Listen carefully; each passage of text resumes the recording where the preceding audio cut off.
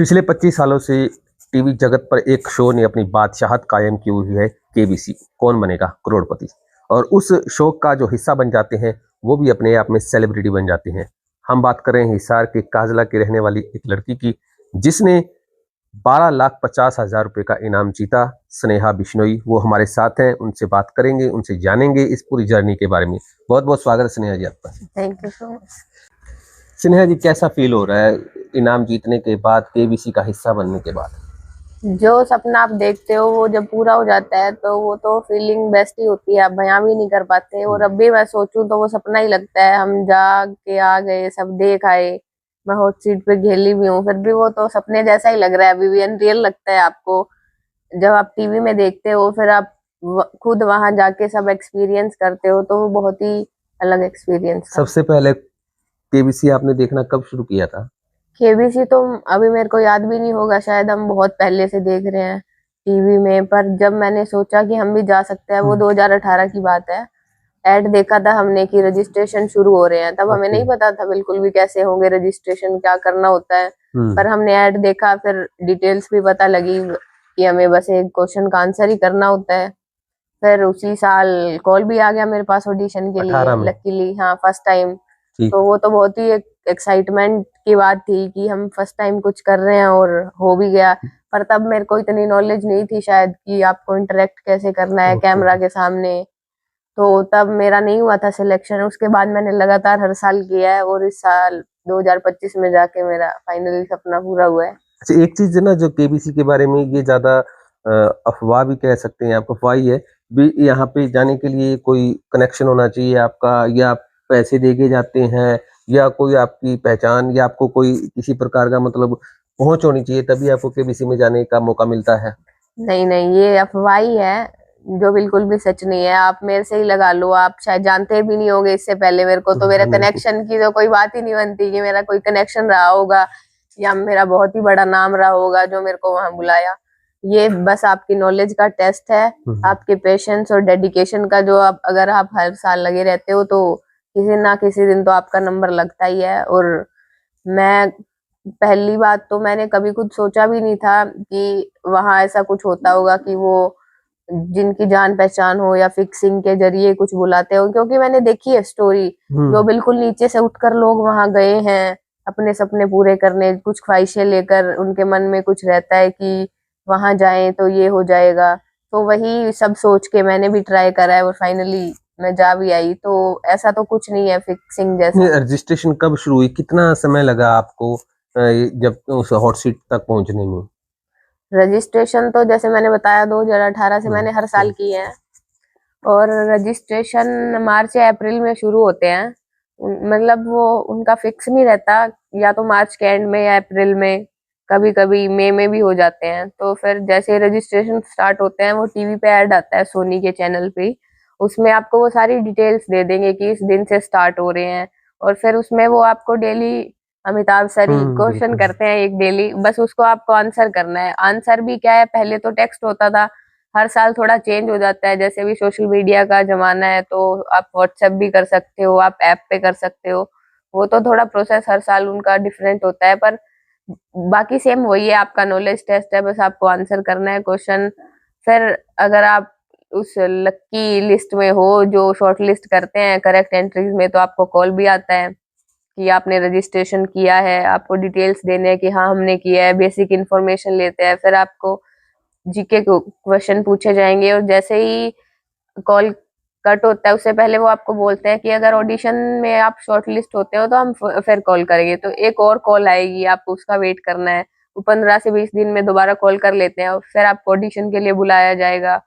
Audition में फिर आपका जीके टेस्ट होता है, और एक आपको बुकलेट दी जाती है जो आपके पर्सनल एक्सपीरियंस होते हैं, आपको केबीसी में क्यों जाना है, और नॉर्मल आपकी लाइफ से रिलेटेड क्वेश्चंस होते हैं। और फिर जीके टेस्ट होगा, उसमें से अगेन आपको शॉर्ट लिस्ट किया जाएगा। फिर जो शॉर्ट लिस्ट करे उनका वो पर्सनल इंटरव्यू लेंगे। उसमें से फिर फाइनल सिलेक्शन होके मुंबई। तो प्रोसीजर तो बहुत बड़ा है। इतना तो मेरे ख्याल है टेट के एग्जाम या हाँ, नौकरी के लिए भी नहीं होता। प्रोसेस बहुत लंबा है, तो पेशेंस रखना पड़ेगा। हाँ, मेन बात पेशेंस आपको रखना पड़ेगा। हिम्मत नहीं हारनी है आपको कि एक बार एक कॉल नहीं आई तो नहीं आएगी दूसरी, आपको लगे रहना पड़े। 15-20 दिन का आप गैप बता रहे हो, इतनी देर में तो वैसे ही पेशेंट्स जवाब दे हाँ जाते हैं। तो अब जब ये आपकी सिलेक्शन हो गई और हॉट सीट पे आपको बैठने का मौका मिला, सबसे पहले तो उससे पहले के प्रोसेस 10 जो पार्टिसिपेंट होते हैं, तो उसी सीट पे बैठने का मौका आपको मिला, तो वो एक्साइटमेंट कैसी थी? वो एक्साइटमेंट आपको जब आप टीवी पे देखते हो तब एक्साइटमेंट रहती है, पर जैसे ही आप वहां पहला कदम रखते हो सेट पे तो वो नर्वसनेस में बदल जाती है और अच्छा। इतना प्रेशर आपको फील होता है कि, और जैसे ही वो सर बोलते हैं कि ध्यान कंप्यूटर स्क्रीन पर, हाँ, तब हाँ। तो सब हाथ भी फ्रीज हो जाते हैं, कुछ आपको समझ भी नहीं आता है, जो आपको मन में आपको पता है ये आंसर है पर आपसे हो नहीं पाता है। तो सबसे इम्पोर्टेंट वह है आप काम कैसे रह सकते हो, बिल्कुल आप जितना आप स्ट्रेस फ्री रह पाओगे आप बेस्ट कर पाओगे। तो मेरा खुद लास्ट डे आया था तो मेरे को सब समझा भी रहे थे कि आप स्ट्रेस मत लो, आपका इसी वजह, क्योंकि ट्रायल में मैं अच्छे से कर पा रही थी पर जैसे ही फाइनल होता मेरे से नहीं होता, तो वो मेरे को लास्ट डे ही समझ आया कि हाँ अब मैं चिंता ना करूं, जो होगा वो देखा जाएगा, और मेरा फाइनली फिर हो गया था। तो कुछ सोच के गए थे भी मुझे इतना तो अचीव करना ही करना है? नहीं, सोच के मैं नहीं गई कि इतना, क्योंकि आप जब टारगेट सेट करते हो तो उसका भी फिर अलग प्रेशर, मेरे को सिर्फ इतना था कि हॉट सीट पे मैं जा पाऊं, ओके। उसके बाद तो आपका जो भी है वो आप पे डिपेंड है, आप कैसा खेलते हो, पर हॉट सीट पे जाने का वो सबसे टफेस्ट पार्ट है, पूरी जर्नी का ही वो टफ है कि आप ट्रिपल एफ खेल के हॉट सीट पे जा पाओ, क्योंकि वो दूरी आपको देखने में कम लगती है पर वो दूरी बहुत ज्यादा है। हिसार से मुंबई की मेरी दूरी रही होगी, उससे भी वो बहुत ज्यादा थी। उससे भी ज्यादा। तो मैंने यही सोचा था बस लास्ट डे तक आते आते कि बस मैं हॉट सीट पे जाऊं, जैसा भी मैं खेलूं पर मैं जाऊं एक बार। तो वही सोच के फाइनल अटेम्प्ट था और मेरा कामयाब भी रहा। तो जब बैठे थे, आप सिलेक्ट हुए थे और सीट पे बैठे थे, काफी देर आपको मतलब अमिताभ बच्चन जी ने शायद आपको काम किया, आपको मतलब समझाया आपके लिए, वो तो मोमेंट कैसे लगा? इतनी बड़ी सेलिब्रिटी, मतलब आपको इजी कर रहे थे, ये नहीं था मतलब कोई स्ट्रेस दे रहे थे किसी नहीं प्रकार? नहीं, वो तो जैसे हम फर्स्ट डे बैठे तो मेरे से पहले भी जो खेले कंटेस्टेंट, मैंने तब भी देखा था कि सर बहुत ही अच्छे से ट्रीट करते हैं सबको, स्पेशली गर्ल्स को सर बहुत ही मान सम्मान से और बिल्कुल फैमिली मेंबर के जैसे ट्रीट करते हैं, बिल्कुल भी आपको ऐसा नहीं लगेगा कि आप अनजान हो या सर बहुत ही बड़े कोई महान एक्टर हैं, सर ऐसा बिल्कुल भी फील नहीं करवाते हैं। और दूसरी बात, जैसे ही मैंने आपको बताया मेरा लास्ट डे आया तो मेरे को यही लगा था कि ये मेरा फाइनल चांस था जो मैंने गवा दिया, तो मैं बिल्कुल स्ट्रेस में बिल्कुल निराश होकर बैठी थी। सर ने मेरे को नोट भी कर लिया था, मेरे को लगा नहीं था सर नोटिस भी करते होंगे पर सर करते हैं, सर ने मेरे को बोला भी था कि आप निराश थी। तो वही होता है जब आप होप खो दो और अचानक से फिर आपको वो चीज मिल जाए तो उसकी खुशी तो अलग होती है, तो वो खुशी के आंसू आ गए फिर सब। तो तभी सर मतलब अच्छा फील करवाने के लिए सर अच्छे से ट्रीट करते हैं। कितने दिन शूटिंग चलती है ये? शूटिंग तो वो उनके शेड्यूल के हिसाब से होता है, 3-4 दिन तो लगते ही हैं। अच्छा, 3-4 दिन लग जाते हाँ, हैं। तो ये पूरे हफ्ते की शूटिंग इकट्ठी करते हैं, कैसी होती है?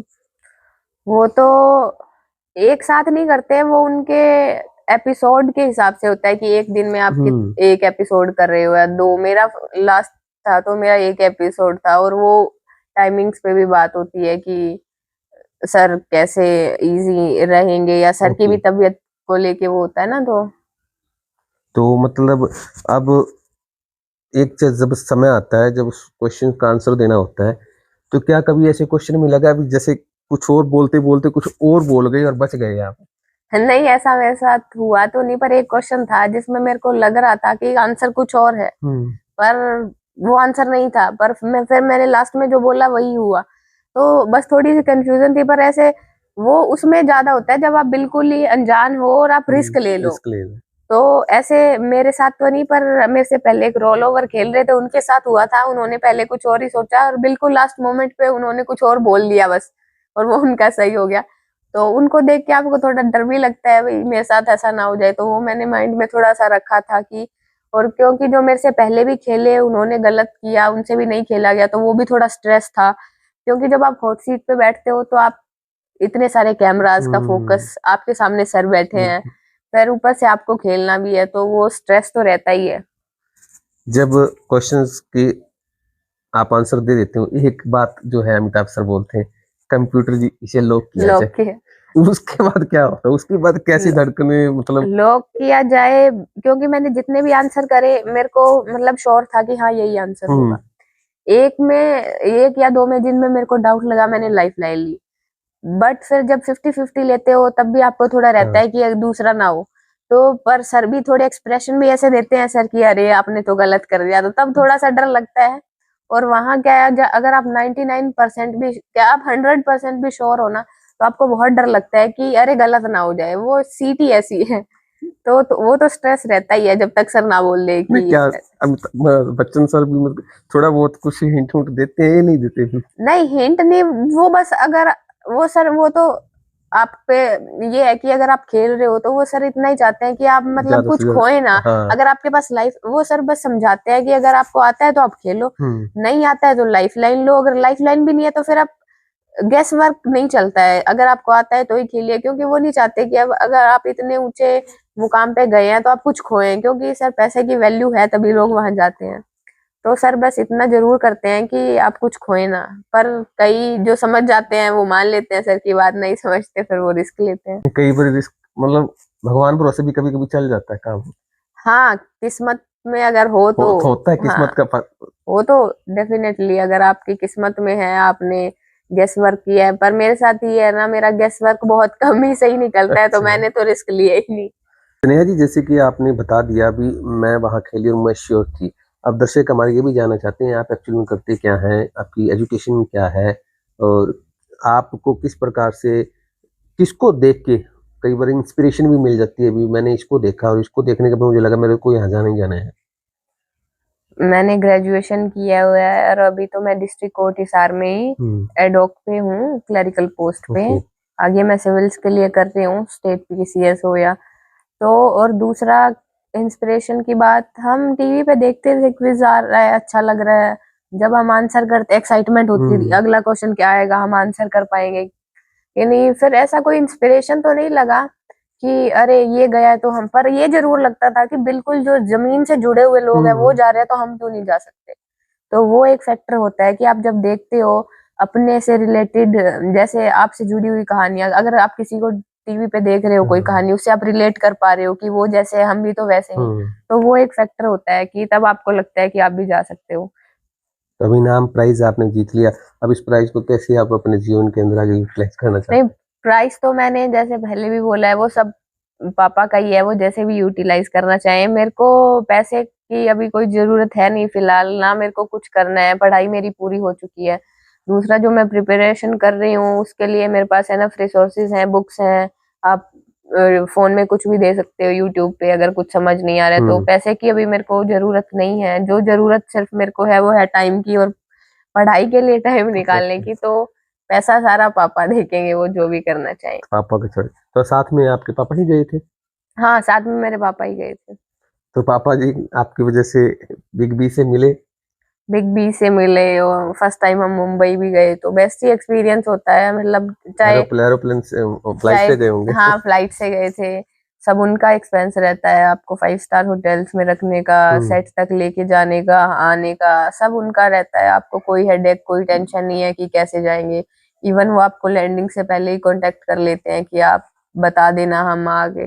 तो वो तो कोई टेंशन होती नहीं। दूसरा, फिर जब आप देख रहे हो कुछ, जैसे मैंने पहले भी बताया टीवी में, फिर आप वही सब चीजें फील कर रहे हो, तो वो तो बहुत ही अनरियल होता है।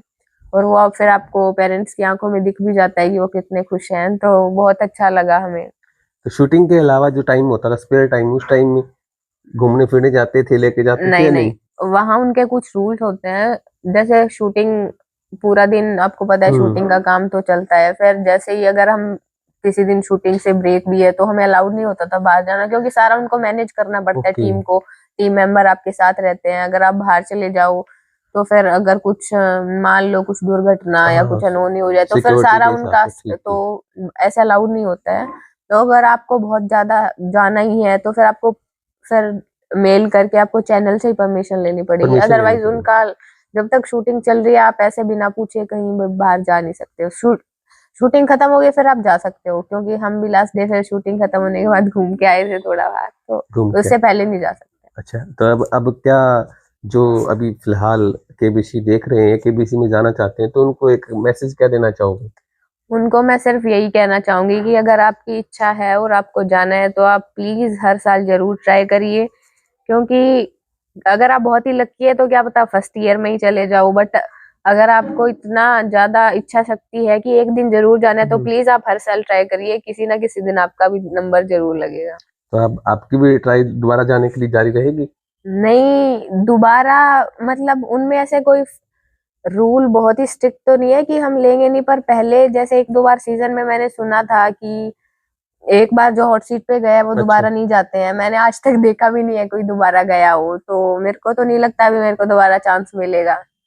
अच्छा, नहीं लेते ही नहीं क्या, मतलब उनके लिए कोई रूल बनाया, कि वैसे ही बाई लक बाई चांस ही नहीं हुआ ऐसा? नहीं, मतलब रूल मैंने देखा तो नहीं है अभी। क्या पता मैं सर्च करके देखूंगी मैं दोबारा जा सकती हूँ कि नहीं, मैं ट्राई करूं, पर आज तक मैंने कोई कंटेस्टेंट अगर भी हुआ नहीं तो ट्राई करेंगे। हाँ फिर तो जरूर ट्राई करेंगे, फिर क्यों नहीं करेंगे। तो दर्शकों, ये थे स्नेहा बिश्नोई, 12.5 लाख रुपए उस शख्सियत के सामने बैठ के जीते जिनका दबदबा फिल्म इंडस्ट्री के अंदर है।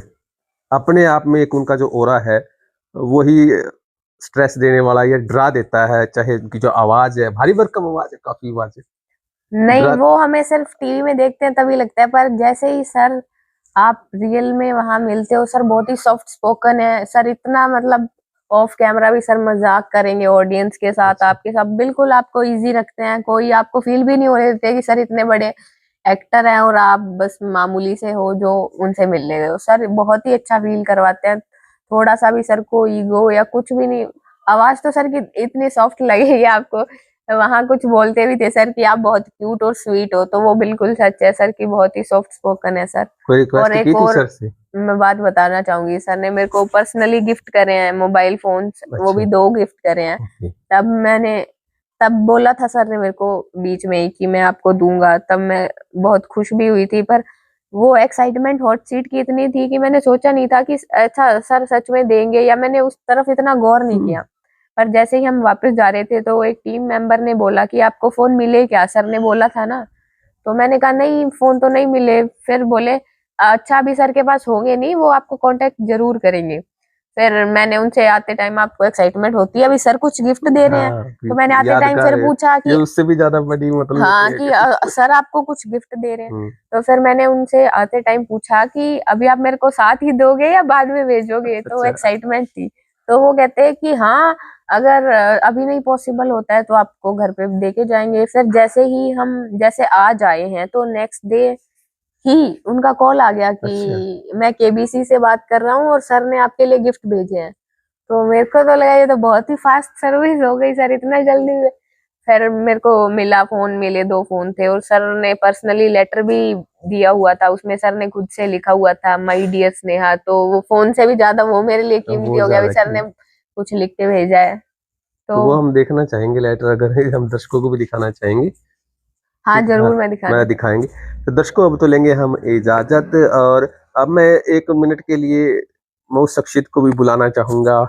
हमारी तो हॉट सीट नहीं है, हमारी दूसरी साइड सीट है, जो फादर साहब हैं, जिनकी वजह से या जिनके साथ की जिनकी प्रेरणा की वजह से स्नेहा इतना आगे बढ़ पाई है, मैं उनको भी एक बार आमंत्रित करूंगा। तो दर्शकों, ये वो शख्स हैं जिनके प्यार दुलार और कह सकते हैं परवरिश की वजह से स्नेहा बिश्नोई 12.5 लाख रुपए जीत के आती है केबीसी कौन बनेगा करोड़पति एक क्विज कॉन्टेस्ट में। बहुत बहुत स्वागत है आपका। नमस्कार जी, आपको चैनल को और सभी को, दर्शकों को, सबको मेरी तरफ से नमस्कार। क्या कभी लगा स्नेहा आपको मुंबई लेके जाएगी? नहीं जी, कभी सपने में नहीं सोचा था। संघर्ष तो कर रही थी, फिर हमने ये सोचा भी वहाँ का अपना कहाँ नंबर आएगा, फिर इसने संघर्ष जारी रखा, फिर इनका नंबर आ गया। तो आप एक्चुअली करते क्या हैं? आप खेतीबाड़ी जी। खेतीबाड़ी करते हैं।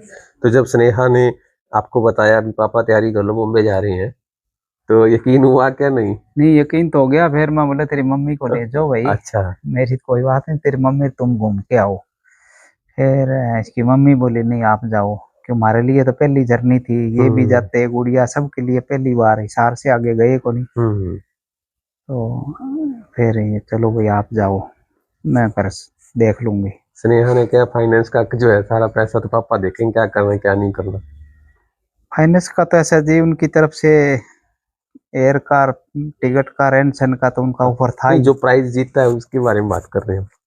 प्राइज की तो वो देखो, हमने तो उम्मीद ही कौन थी भाई वहाँ प्राइज भी मिल जाएगा। हम सोचे वहां पहुंच कर पता नहीं क्या होगा, और वहाँ इतना ये युवा मंच था, 18 से 28 के बीच के साइंटिस्ट, इंजीनियर, बहुत अच्छा। पढ़े लिखे युवाओं का बैच था वो। इंडिया का युवा मंच का बैच था। ठीक।